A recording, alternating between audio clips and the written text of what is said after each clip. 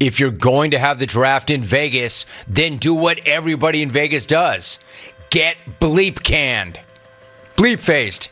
And that's exactly what NFL teams were doing last night. Like, that first round was like staggering around the Las Vegas Boulevard like a 20-year-old with a fake ID in Vegas for the first time ever, screaming, Vegas, baby, Vegas. Vegas, baby, Vegas. Vegas. Like, what I'm not going to do is go through every single team and give out a grade because it's lazy and it's boring and it's cheap. But what I will do is give the entire first round a grade. And that grade is an A or an F. I'm not even sure. But I do know this. It was awesome. I mean, that was chaos. That was wild. I always say, give me an A or give me an F. And they did. If the question is, yeah, well, which one is it? The answer is yes. Both. I mean, for all the talk that there was not a ton of elite talent in that draft and that they were a little thin on the back end of the first round, last night brought a lot of noise and a lot of chaos in that first round. The first round had about 5 rounds within the first round, and it got hammered on all of them. Kind of like bartender, trades for all my friends, all around. There were like 5 million trades last night. There were trades on top of trades. And not just draft picks. The Ravens sent Hollywood Brown to Arizona. And I'm pretty sure they made that trade while they were making their pick. The Eagles pulled off not one, but 2 massive trades. They ended up with Jordan Davis and A.J. Brown.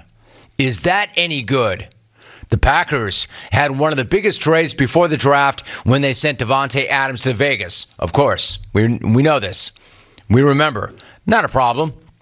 Yes, you gave up arguably the best wide receiver, but it's not a problem because there are so many wide receivers that you could get in this draft. You don't want to sign Davante? Great. Send him to the Raiders and just get another receiver in the first round. Obviously, that was the plan when they sent Adams to the Raiders, right? Wrong.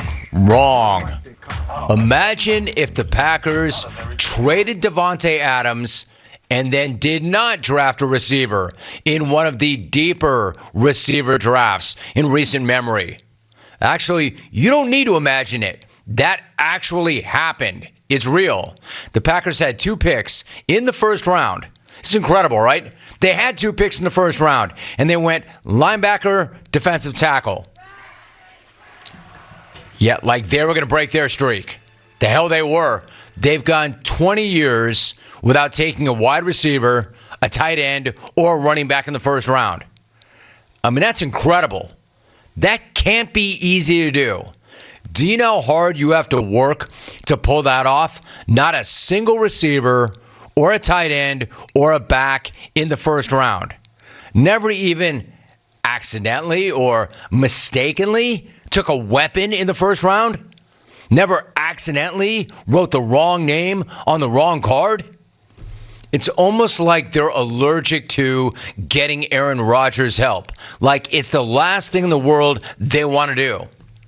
And if you want to make the argument that there wasn't value in the receivers when they were picking and that they didn't want to force anything, all right, whatever works for you. But I'm guessing it doesn't work for Rodgers. I mean, they are going to get around to getting this guy some help, right? They do know you can't just pull guys off the street and have Rodgers throw to them, right? Or maybe they can. Or maybe that's exactly what they think their plan is. Because that's how it looks. That's how it feels. What I'm saying is this. That draft got everybody absolutely sauced. I mean, we were in Vegas, and everybody got lost in the sauce.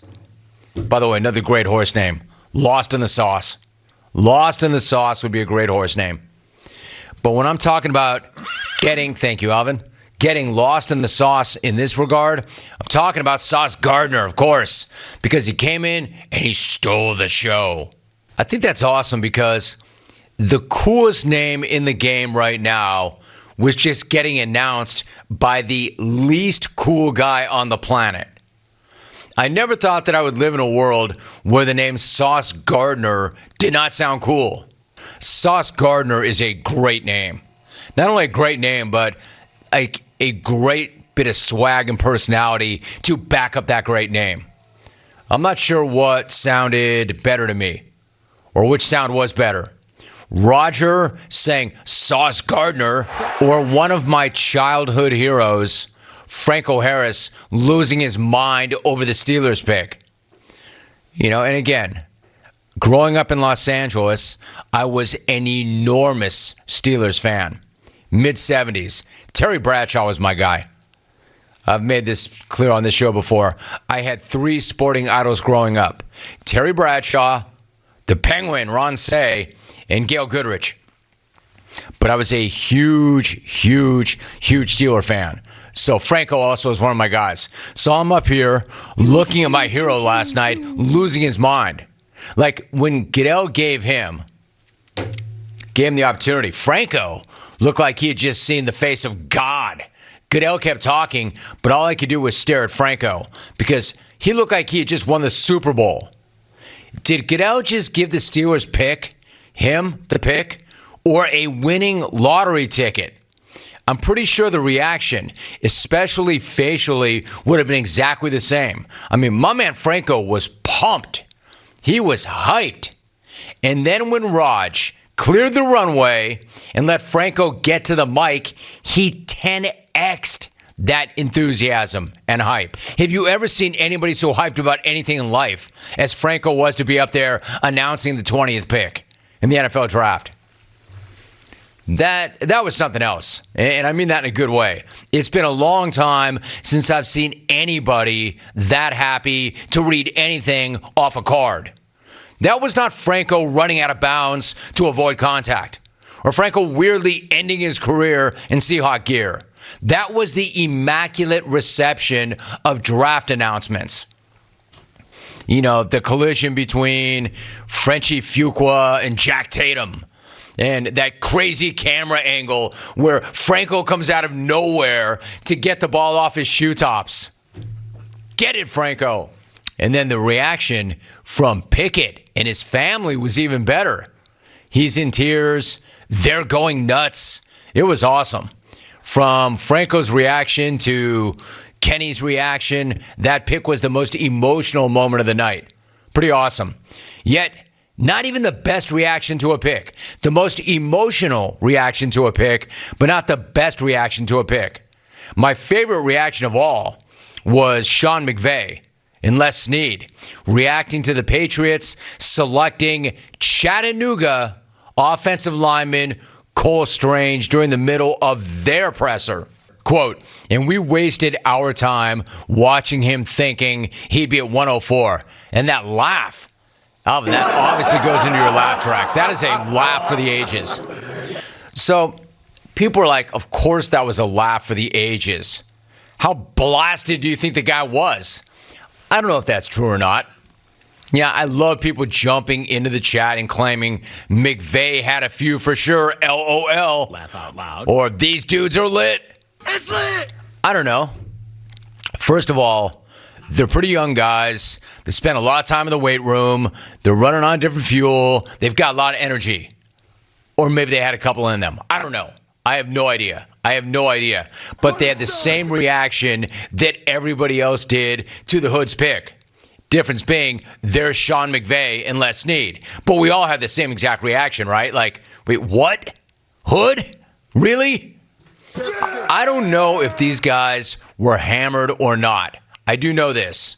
Sean McVay and Les Sneed are two absolute pros. Hell, maybe that pick was so far out there, maybe it made them drunk just hearing it. Drunk or not, the two of them are having a hell of a good time. And why wouldn't they? They're in a sick beach house. They're polishing their Super Bowl rings. They're seeing the Patriots reach in the first round. Of course they're laughing. That is the most amazing reaction to a draft pick I've ever seen because of who was reacting. A coach, a Super Bowl winning coach, and a badass GM. They think it's the funniest thing they've ever seen. Why did we even waste time thinking about that at 104? You remember the whole F them picks? They weren't even picking until 104. And they're like, why did we even waste our time if the hood was going to rise up and take that guy in the first? Look, I don't know if they were wasted, but I know the draft was wasted because that's what you do when you go to Vegas. You get the hell after it. And that's exactly what everybody on the Strip did last night.